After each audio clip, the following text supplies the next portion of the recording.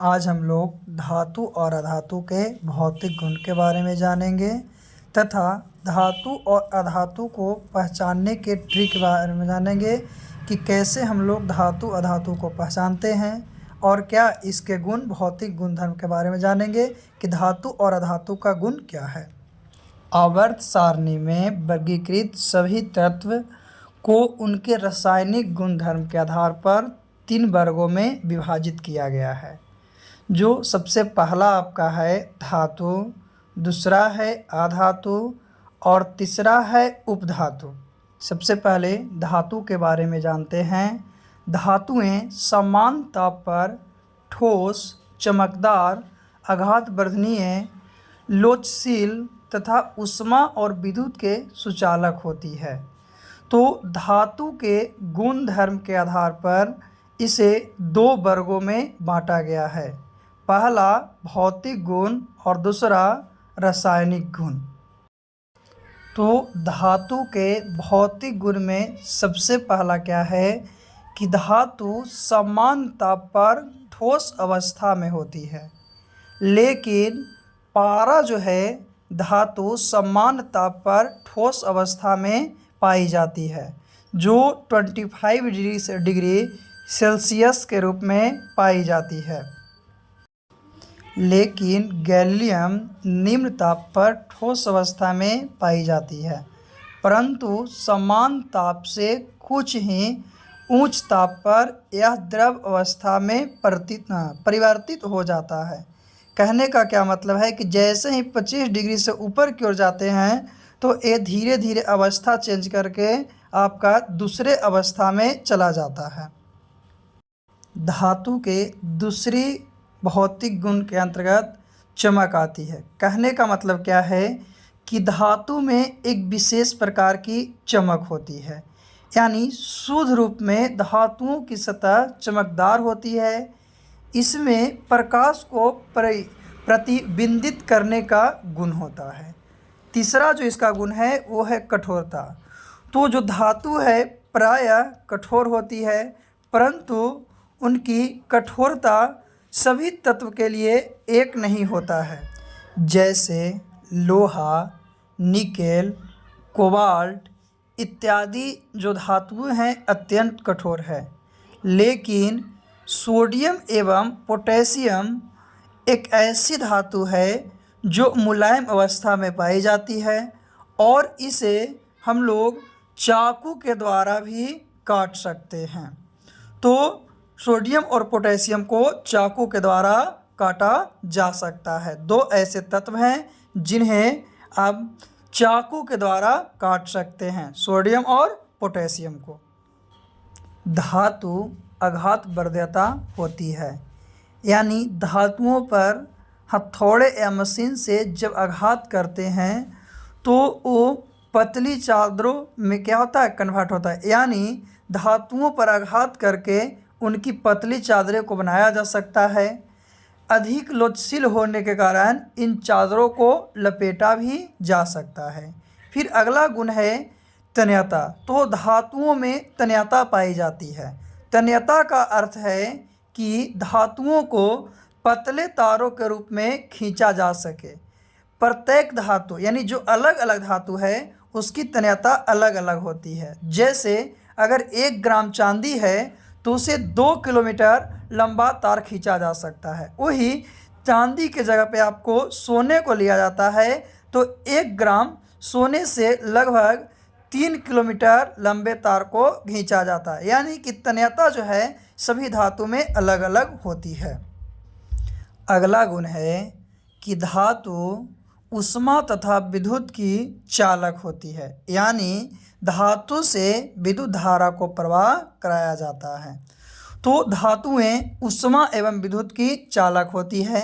जैसे चांदी और तांबा जो है सर्वाधिक चालक है, लेकिन सीसा और पारा जो है इसके ऑप्शनल में आता है, अपवाद में आता है। जो धातु होते हुए भी क्या है आपका तो ऊष्मा का कुचालक है। अगला पॉइंट क्या है कि धातु के गलनांक और क्वथनांक जो होते हैं वे उच्च होते हैं, है ना।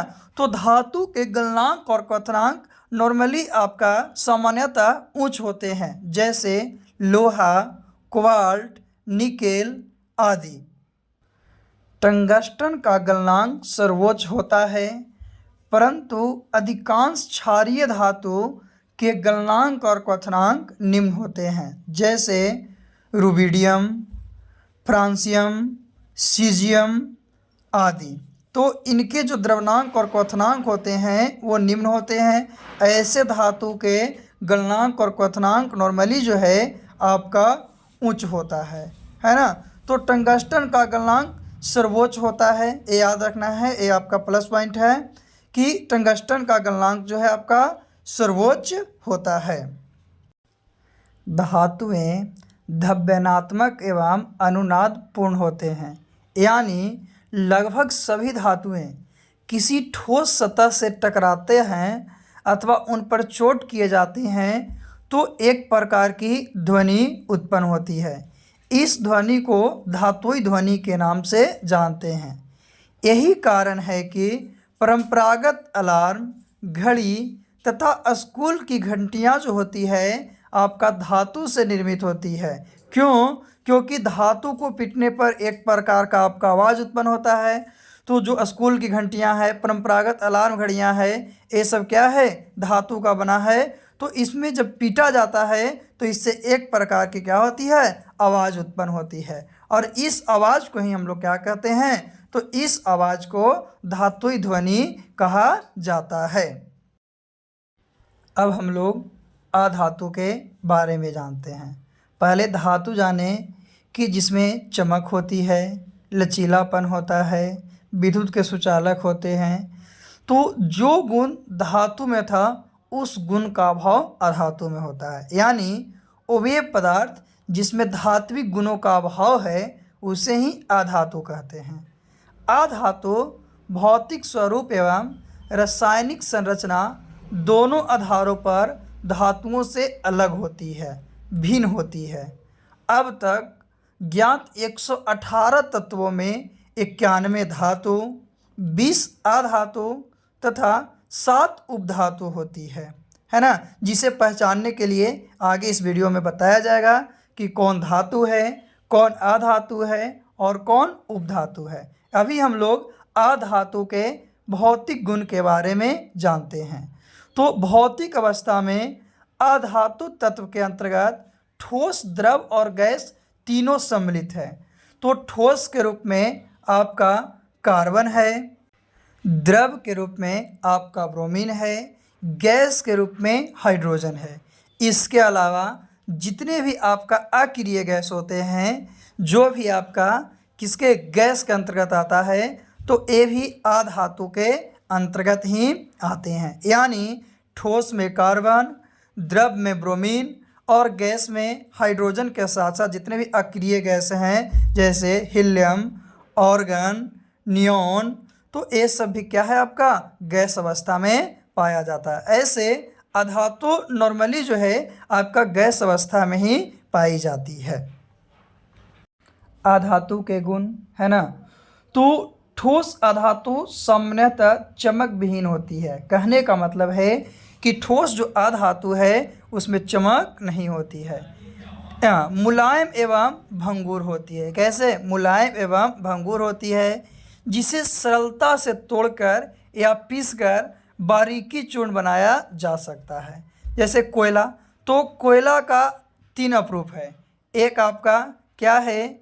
जो कोयला है आपका हीरा है और ग्रेफाइट, ये तीनों जो है ना कार्बन का अप्रूप है। किसका अप्रूप है? कार्बन का अप्रूप है। तो सरलता से तोड़कर एवं पीसकर किसको? तो कोयला एवं सल्फर इसका प्रमुख उदाहरण के अंतर्गत आता है। तो कार्बन जो है एक अप्रूप हीरा अधातु के इसके गुण का ऑप्शनल है, यानी अपवाद है, जो सर्वाधिक कठोर अधातु है। यानी हीरा जो है सबसे कठोर होता है ना। लेकिन ये क्या है? आपका अधातु है। फिर है कि अधातु के गुण में कि ये उष्मा तथा विद्युत के कुचालक होते हैं। तो कार्बन के अप्रूप ग्रेफाइट को छोड़कर, कार्बन का अप्रूप बताया गया था कि एक आपका हीरा है, हीरा के साथ कोयला है ना। तो जो कार्बन का अपरूप है ग्रेफाइट जो है, ग्रेफाइट भी बताया गया था, तो ग्रेफाइट जो है ये विद्युत का क्या होते हैं, सुचालक होते हैं, है ना।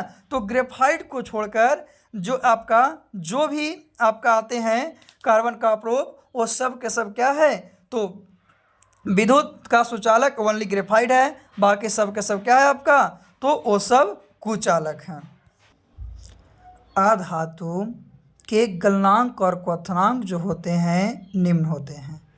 धातुओं की तुलना में आधातु के गलनांक और क्वथनांक सामान्यतः निम्न होते हैं, परंतु कार्बन, हीरा एवं ग्रेफाइट तथा बोरॉन इसके अपवाद में है, ऑप्शनल में है, जिसके गलनांक और क्वथनांक अत्यंत उच्च होते हैं। किसका किसका, तो कार्बन का, हीरा का, ग्रेफाइट का, बोरॉन का, ये चार ऑप्शनल में है, जिसका जो गलनांक और क्वथनांक होते हैं उच्च होते हैं। ऐसे हम पीछे बताएं कि क्या है कि आपका ग्रेफाइट था जो विद्युत का क्या था, सुचालक था, फिर भी वो क्या है, आधातु है। उसी तरह से एक और है आयोडीन, जिसमें चमक होती है, फिर भी वो क्या है आपका, आधातु है।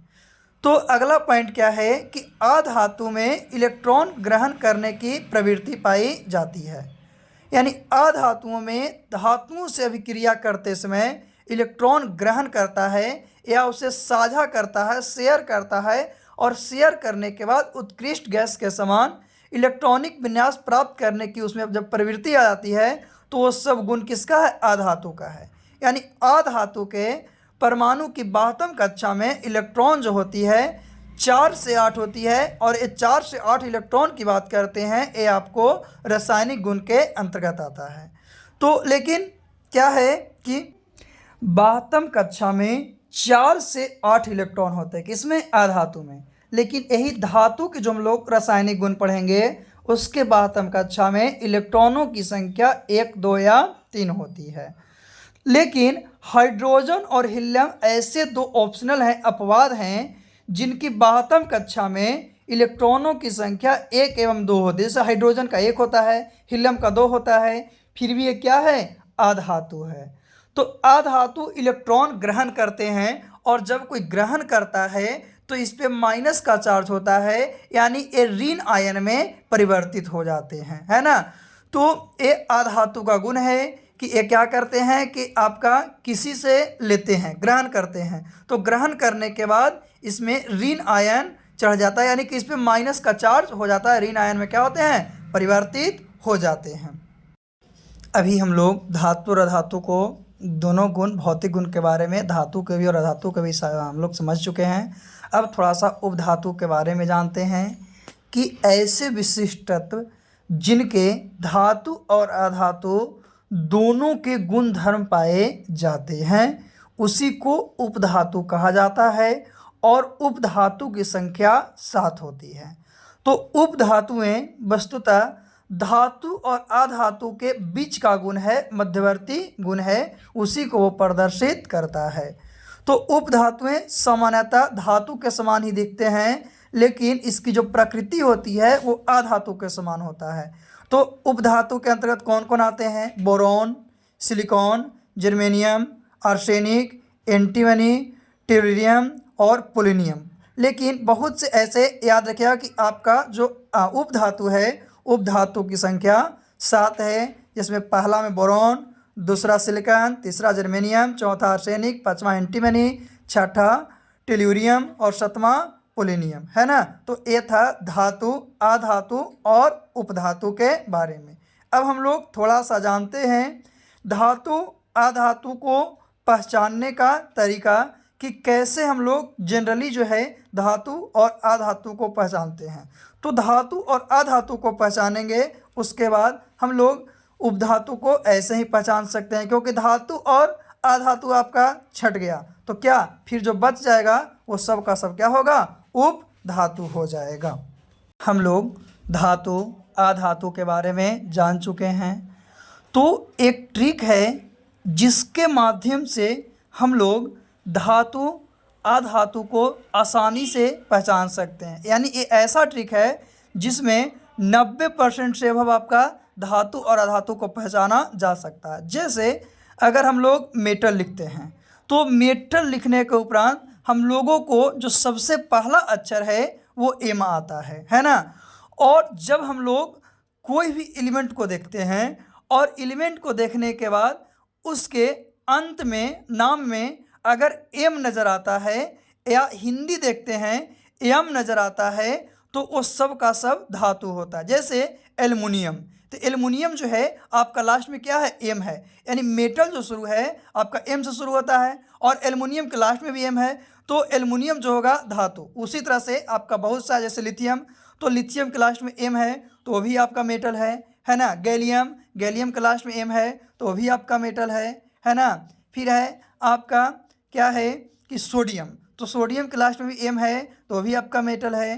कैल्शियम, कैल्शियम के लास्ट में एम है वो भी आपका मेटल है। तो इस तरह से मेटल के बारे में हम लोग जानते हैं।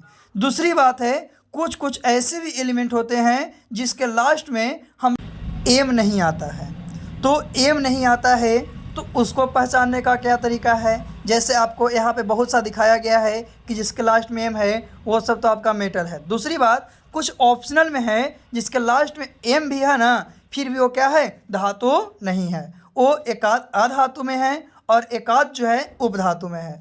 तो देखते हैं जैसे कि सोना, सोना में तो आपका सोना को क्या बोलते हैं हम लोग, तो सोना जो है आपका वो धातु है। तो ऐसे कैसे पहचानेंगे कि सोना जो है धातु है, उसको पहचानने का भी कोई तरीका है ना। तो उसके बारे में जानते हैं कि उसके पहचानने का क्या तरीका है, कैसे और धातुओं को हम लोग पहचानते हैं। चलिए देखते हैं जिसके लास्ट में एम नहीं है। जैसे गोल्ड, तो जो आपका एलिमेंट है जिनका लैटिन नाम होता है, क्या होता है, लैटिन नाम होता है, तो उनके लैटिन नाम के अनुसार देखते हैं कि वो मेटल हैं कि नॉन मेटल। जैसे भी गोल्ड बोल रहे थे, सोना बोल रहे थे, तो गोल्ड का आपका लैटिन नाम क्या है, ऑरम है, तो ऑरम बोलते हैं तो लास्ट में एम है ना, तो क्या हो जाएगा, मेटल हो जाएगा। ऐसे जनरली क्या बोलें कि जिसका हम लोग सामान्य नाम से जानते हैं और अगर लास्ट में एम आ रहा है तो वो क्या है, धातु है। लेकिन जिसका लैटिन नाम है और लैटिन नाम जैसे सिल्वर, तो सिल्वर में तो एम नहीं आ रहा है, लेकिन इसका लैटिन नाम जो है अर्जेंटम है, अर्जेंटम में तो एम आ रहा है ना लास्ट में, तो ये क्या है, आपका धातु है। उसी तरह से हम लोग लेड, लेड का प्लम्बम बोलते हैं, तो प्लम्बम के भी लास्ट में एम आ रहा है तो ये क्या है, आपका धातु है, सॉरी क्या है, हाँ ठीक है, धातु है। तो धातु को हम लोग पहचान सकते हैं ऐसे जनरली जिसके लास्ट में एम होता है। दूसरी बात, वैसे तत्व जिनका लैटिन नाम है और लैटिन नाम के अंतर्गत हम लोग देखते हैं कि उसके लास्ट में क्या है, एम है, तो वो सब भी क्या है आपका, तो कुछ कुछ जो है आपका जो धातु है। जैसे कि क्वाल्ट, तो क्वाल्ट तो बोलते हैं, तो क्वाल्ट जो है, क्वाल्ट का लैटिन नाम क्या होता है, क्वाल्टम, क्या है, क्वाल्टम, तो इसमें भी एम आया ना, तो एक क्या हो गया आपका, तो ए मेटल हो गया, है ना। तो ऐसे हम लोग मेटल और नॉन मेटल को पहचानते हैं। तो इस तरह से हम लोग मेटल को पहचाने जिसके लास्ट में एम था, है ना, जिसका नहीं था उसका हम लोग लैटिन नाम के आधार पर देखें। लेकिन मैग्नीज एक है, वो भी आपका क्या है, ये दोनों में से कोई आपका पॉइंट नहीं काम करता है, फिर भी वो क्या है, तो धातु है। अब आधातु, आधातु क्या बोलते हैं, नॉन मेटल बोलते हैं, क्या बोलते हैं, नॉन मेटल। तो नॉन मेटल कहने का मतलब सबसे शुरू कहाँ से, एन से हो रहा है। तो वैसे जो हैं जिसके लास्ट में एन, तो एन को हिंदी में तो देखते हैं तो ना आता है, यानी एन ई भी बोलते हैं तो नहीं आता है। तो वैसे एलिमेंट जिसके लास्ट में एन या एन ई है। दूसरी बात है क्या कि जो आपका अधातु होते हैं, नॉन मेटल होते हैं, वो क्या होते हैं कि एक गैस के रूप में क्या है, नॉर्मली पाए जाते हैं। इसके अलावा भी जो है जैसे फास्फोरस हो गया, सल्फर हो गया, हीलियम, हीलियम में तो लास्ट में एम है लेकिन फिर भी क्या है, ये अधातु है, ऑप्शन में आ गया ना। जैसे कि हीलियम हो गया और सीलियम हो गया, ये दो है, लास्ट में एम है, फिर भी ये क्या है, आपका नॉन मेटल है। तो इस तरह से मेटल और नॉन मेटल को हम लोग क्या करते हैं, पहचानते हैं। तो इस तरह से मेटल और नॉन मेटल को पहचाना जाता है। तो इस तरीके से हम लोग क्या है कि 90% प्लस एलिमेंट को पहचान सकते हैं कि कौन जो है आपका मेटल है और कौन जो है आपका नॉन मेटल है ना। तो नॉन मेटल में कौन आ गया, hydrogen, carbon, nitrogen, oxygen, fluorine, neon, chlorine, organ, bromine, krypton, iodine, फिर क्या है आपका जेनॉन। तो इस तरह से अब काउंट करते हैं तो टोटल जो नॉन मेटल है उसकी संख्या कितनी होती है, 20 होती है। तो सोचिए आपका 91 मेटल था, है ना, 20 नन मेटल था, यानी 91 धातु था, 20 अधातु था। तो 118 तत्व में आपका 7 बच गया। तो जो 7 जो है वो आपका क्या है, उपधातु है। तो इस तरह से यानी कि जो मेटल और नन मेटल में नहीं आया वो किस में आ जाएगा आपका, यानी धातु और धातु में नहीं आया वो उपधातु में आ जाएगा।